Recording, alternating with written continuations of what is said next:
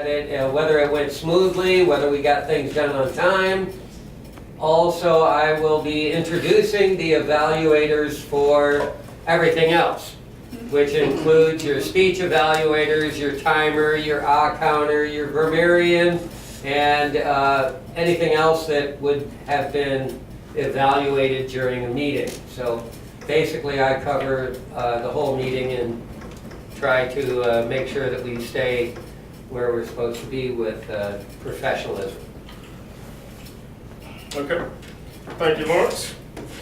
All right, so let's get our first speaker up here, which is Mr. Woody Harris with the power of positive speaking. Power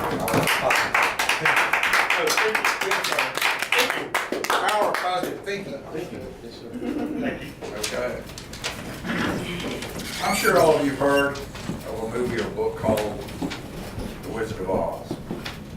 This movie centers around four main characters. You've got a cowardly lion, you got a scarecrow, you got a tin man, and you got Dorothy. Now each of these characters are seeking something in this movie. The lion wants to be, what does the lion want? Somebody tell me. Courage. He wants courage. Okay.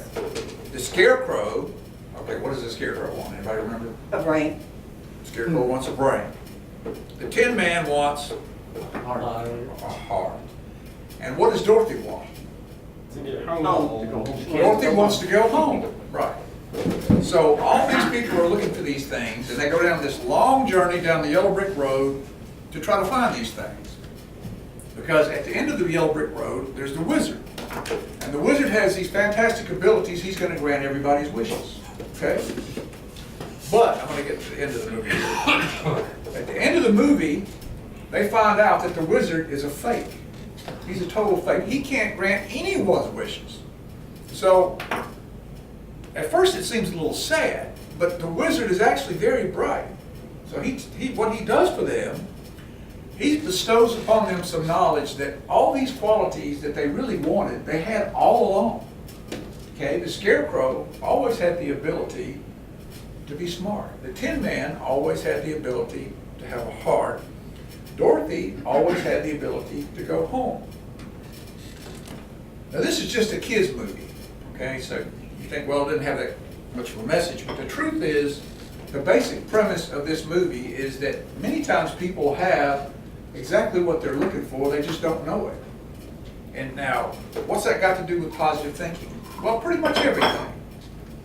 We all possess qualities in life that we don't necessarily realize that we have. And that applies to everybody in this room and everybody everywhere. Many years ago, a man by the name of Norman Vincent Peale wrote a book called The Power of Positive Thinking. Now this book contains concepts of living and thinking that are very simple, yet they can have a very profound effect on the life of anyone who practices them. Dr. Peale's basic philosophy is the way that you think, pretty much controls every aspect of your life. And that through positive thinking and prayer, that you can accomplish amazing things. You know, many people go through life with the idea that they are where they are because of bad luck or circumstances beyond their control. The truth is, we really do have control over what we accomplish in life if we believe in ourselves. You know, your thoughts control, you know, your attitude, your emotions, your confidence, your work ethic, and even the way you feel. A lot of people don't realize that you're the master of your own destiny by the way you think. The truth is, you get out of life exactly what you put into it. If you go into any situation and you think that you're going to fail, what's going to happen? You're probably going to fail. If you go into any situation and you think that you can do it and you use positive thinking and say, I'm going to do this, I can do this, what's going to happen? You're going to accomplish it. It's pretty simple. Now, positive people can even take a bad situation and turn it around. Like, for example, if their car breaks down, they'll take the attitude that, hey, you know what? My car broke down before, I'll get it fixed, no big deal. If they get sick, they take the attitude, you know what? I've been sick before, I'll be sick again, I'll get over this. Most Toastmasters I've met over the years tend to be pretty positive people. for the most part. I really don't know if any of it have been negative people. So, if it's easy to be positive and be this happy-go-lucky, positive person all the time, why don't we all do it? Well, the truth is, the way that you think, the way that I think, the way that everybody thinks is a very complex combination of what happened to you when you were a child, your parents, your upbringing. When you were a child, you may have experienced prejudice, or you may have been teased, you may have been overweight.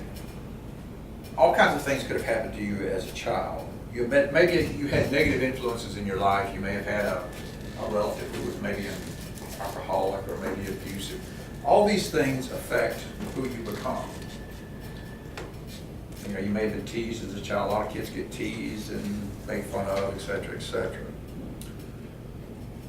But anyway, the truth is you can overcome any of these negative influences in your life with the use of positive thinking. Let me give you an example, and I'll try to apply this to Toastmasters. Let's say you got to get up and give a speech, and maybe you're a little nervous about it, which tends to happen. People get nervous when they're going to give a speech.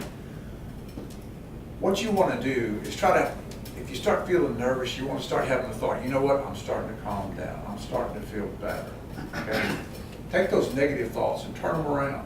And if you feel like the thought comes into your head, you know, I'm really going to screw this speech up. Okay? What you want to do is you want to counteract that with positive things. Say, you know what, I'm going to give a good speech. And the more positive thoughts you have, the better you're going to feel. The better you feel, the better you're going to do. Now, you can use positive thinking in your life every day, not just in Toastmasters, but in lots of different things. Anything from a job interview to any task that you pursue. And basically, I read the book by Dr. Norman Vincent Peale. One of the big things that he talks about is prayer. He believes in positive thinking, but he also believes in prayer. I do too. I'm not going to get into that too much, but he highly recommends that you pray, and that you pray many times during the day. Pray for things to go a certain way, the way you want them to go. But if you do read this book, The Power of Positive Thinking, and you apply concepts in this book, it really can affect your life. It can help you to accomplish things that maybe you wouldn't have otherwise. So anyway, highly recommend that you read the book. In the movie, The Wizard of Oz, Dorothy whipped her ruby red slippers together 3 times and she went home. So what I would suggest is for everyone, click your shoes together 3 times, become whatever you want to be. Use positive thinking and you will accomplish anything you want. Mr. Toastmaster.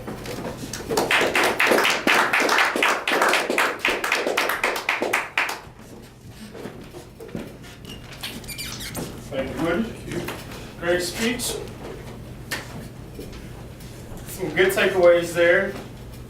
I always get to get a positive word from a speech, something that you can apply to everyday life, and that's just what Woody gave us with that speech. So next up we'll have Brett Dunnigan.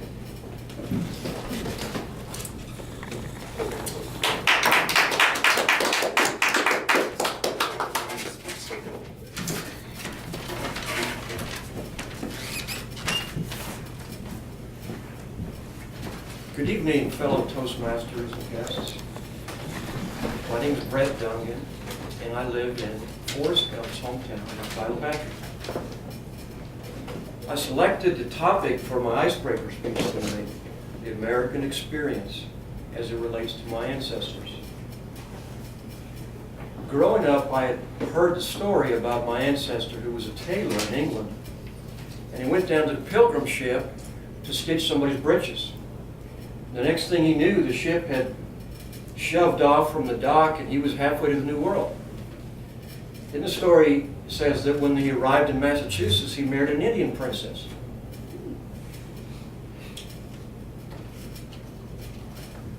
Could it be that the record of my ancestry was embellished? Perhaps the tailor was a stowaway actually on the ship, and the family had changed the story to keep that information from coming out. For the past year, I've researched my ancestors and my wife's ancestors, and I really have found that actually a lot of our experience really mimics the American experience. In the 17th century colonial America, there were two ports of entry for European immigrants: Plymouth, Massachusetts in the north, and Portsmouth, Virginia in the south. One branch of my ancestors, in fact, landed in Plymouth. I didn't find a record of this mysterious tailor, but I did find that my 7th great-grandmother was the 4th wife of William Brewster. My ancestors were Quakers, and they settled in upstate New York. And one branch of my family was from the South. They arrived in Portsmouth, Virginia. During the Civil War, the northern branch, they fought on the side of the Union troops. And those that weren't soldiers, they migrated to Missouri to be farmers. The branch that was from the South, they were Confederates. Interestingly, at the end of the war, a large portion of the Confederate soldiers were discharged in Lone Jack, Missouri, which is where my two families' paths crossed in Missouri. From that point, we talk about the Western expansion, which we studied in our history books and we read in the history books of America. Some of my ancestors moved to New Mexico and opened up a trading post. The Confederates moved to Denver, Colorado to start a candy company, employing the Confederate soldiers as janitors and handymen. My mother, as a child, used to work in the candy store on Saturday. I hope she sold more candy than she ate. Eventually, the business was sold to Russell Stover Candies. On my wife's side, her father's ancestors were Mormon immigrants from Scandinavia. They settled in Provo, Utah. Her mother's lineage traces back to the German missionary John Foreman, who was sent to minister to the Indians of the Cherokee Nation. In time, John married into the tribe. Linda's 5th great-grandmother was Susie Gord. Now, you may remember President Andrew Jackson forcibly removed the Indians to the reservation so that the white settlers could take over their land. Susie was part of the Trail Treers in this forced resettlement. She actually ducked out somewhere in North Alabama and stayed there in North Alabama. Eventually, her descendants moved to Oklahoma as part of the land rush. Like John Steinbeck's novel, The Grapes of Wrath, the subsequent Oklahoma Dust Bowl caused them to head west to California in hopes of starting a new life. When they got to California, they got met, and the people said, "You don't have enough money, you can't come in." So they ended up going to Oregon. Eventually, they actually moved to San Francisco and started a dry cleaning business. So what happened in my wife's case was that in Sacramento, California, her lineages of Utah Mormons and the Native American descendants actually merged. To recap, our family embodies much of the American experience with religious backgrounds: Quaker, Protestant, Catholic, Mormon, and Native American spiritualists from different nationalities: German, English, Irish, French, Scandinavian, and Native American. Living in different regions: Yankee, Confederate, from the East, New York, Virginia, from the Midwest, Missouri, Oklahoma, from the West, Colorado, New Mexico, Utah, Oregon, California, and now to the Southeast. I moved in 1978 from Los Angeles, LA, to LA, Lower Alabama. Perhaps it's my Colorado candy-making heritage coming full circle to Bible Bantry. And as Forrest said, life is like a box of chocolates. You never know what you're going to get.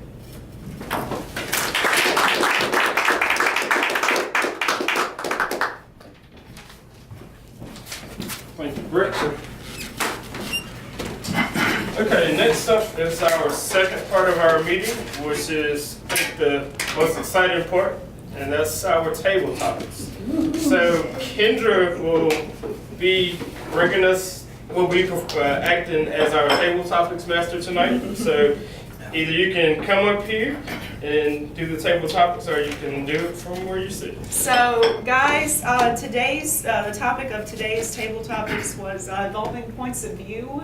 And one way people change points of view is through writing books. People write books, people read the books, and people, sometimes that their point of view changes over time because they read the books and they're like, oh, this is a good idea.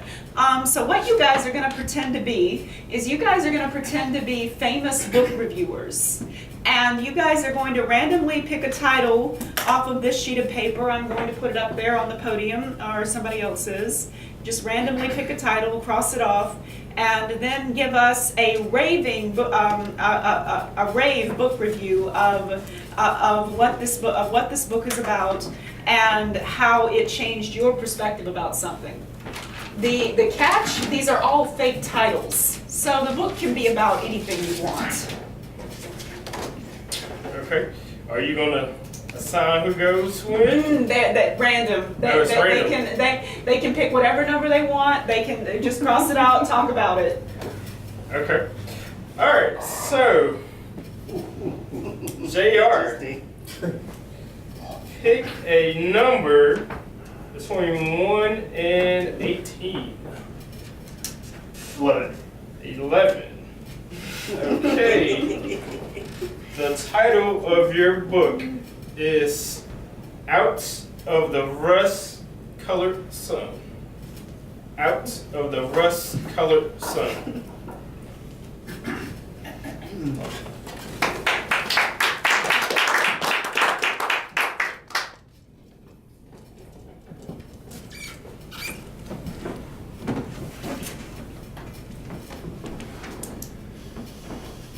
Fellow reviewers of this renowned convention, Out of the Rust-Colored Sun is a brilliant book that will certainly cater to the youngest audience and will teach them the cosmic origins of our universe. It explains how suns and stars are where all the planets came from, how they exploded when they became too highly pressurized into millions of pieces, how the elements later reformed and created Earth, the stars we see around us, and ultimately life.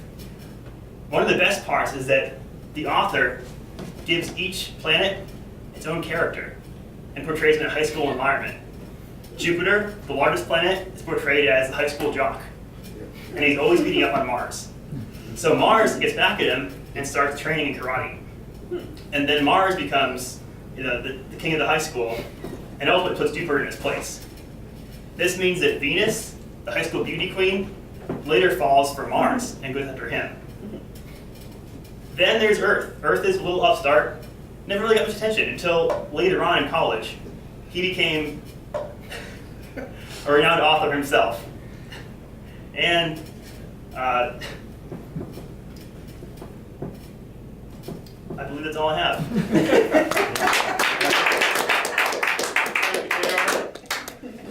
Now the questions. That was a great book review for Out of the Rust-Colored Sun. Okay, Julius. Number 3. Number 3. Okay. So Julius, the book that we would like you to review for us this evening is What Color is Your Airplane? For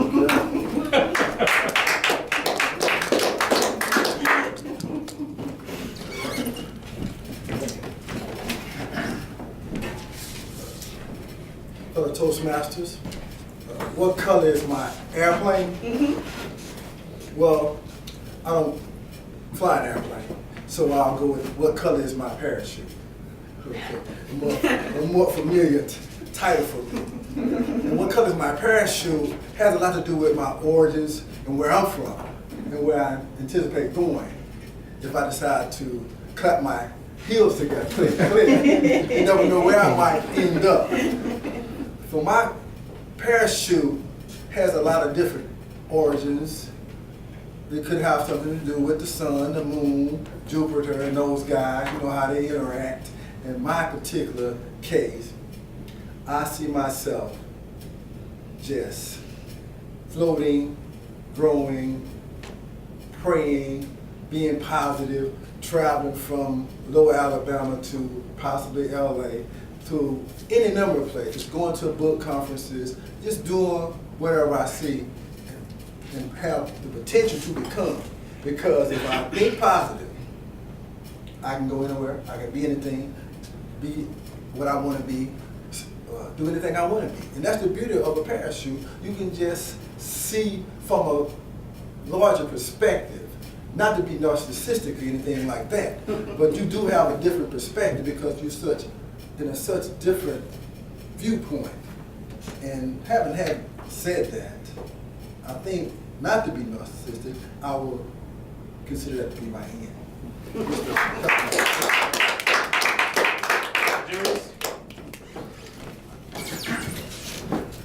All right. Lois, are you participating? Absolutely. Okay. What's Seven. your 7? All right. So I have no idea what Lois, that is, but here it comes. your book review is Let One Down. Let One Down.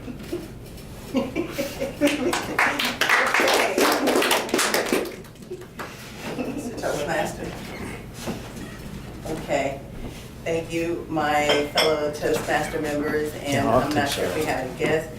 So, the book that I am reviewing is Let One Down. Well, I'm sorry, Let One Down. And I'm going to give it a thumbs up. And the reason I'm going to give it a thumbs up is because Let One Down actually had a lot of different abstract views. One was the take on the play of the words, where you talk about maybe a disappointment. Perhaps somebody let you down. Maybe there was an opportunity for somebody to do something that was beneficial for you, and for whatever the reason, that didn't necessarily happen the way in which you had anticipated. But the author did an excellent job in flipping that around into a positive portrayal of Let One Down when he started to talk about letting down those emotions of disappointment, letting down those feelings that may have caused you to take more of a negative perspective on what it was the author was portraying in this particular book. So I'm going to say, because there was such an, again, abstract view on the play of the words, Let One Down, there was both the opportunity for one to take a negative stance, as well as an opportunity for one to look at a more positive perspective. So because of that, I tend to like the book Let One Down. And because I can sometimes be accused of being overconfident, I want to go ahead and say I am in no way being narcissistic when I give my 2 thumbs up for the book Let One Down. Thank you. I'm sorry. Thank you, Mr. Toastmaster. Thank you, Lois. Okay, we have a couple more. Did you want to do one? Okay. So, Maurice, what's your number? 9. Number 9. Lucky number 9. Okay.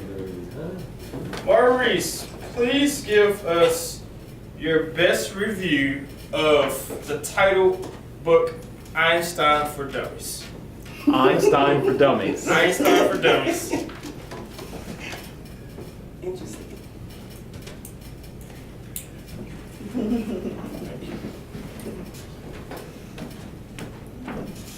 Fellow book reviewers, I have given a review on the book Einstein for Dummies.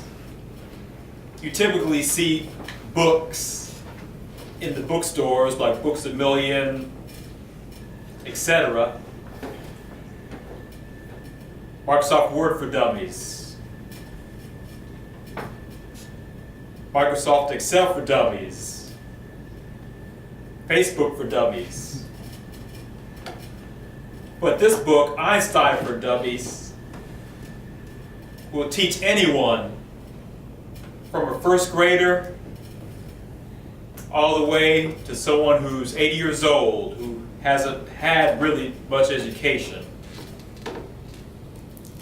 to think like Einstein and to learn some of what his theories were. The most basic parts of his theories.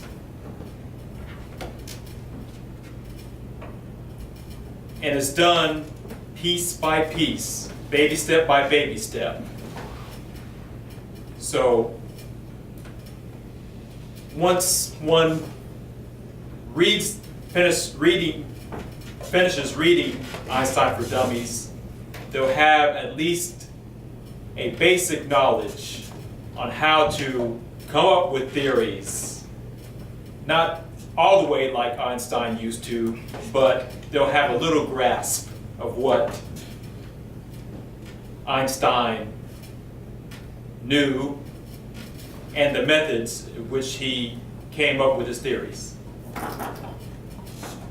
Table topic master.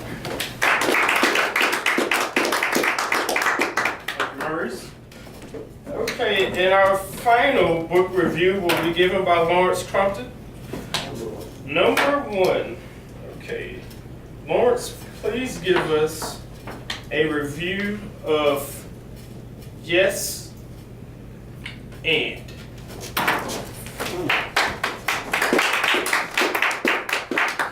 Nobody shows any of the interesting ones. Really? That's okay though. My fellow book reviewers, I've got to tell you about this fantastic book that I just read. It's called Yes and.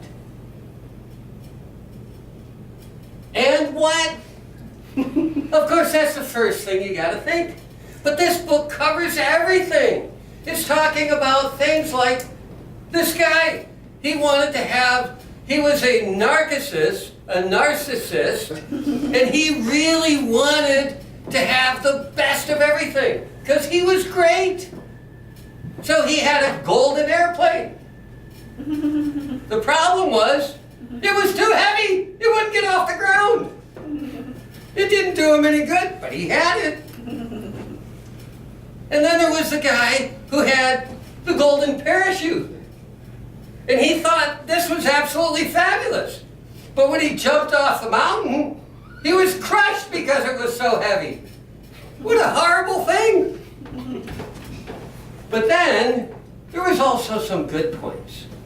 Okay? There were some things about people who, they thought, yes, and I can do it. They had positive thinking. They were sure that they were going to be the greatest that they could be.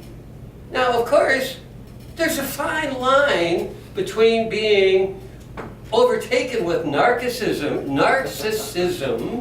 and being just positive about yourself and your potential. So this book, Yes and, is a really good book to help you to make that distinction between that fine, fine line. And so that you too can say, yes, and you became whatever you wanted to become. Mr. Topic. Thank you, Lawrence. Okay, so that concludes our second part of our meeting this evening, which was the table topics session. Our next session will be our evaluation period. So during the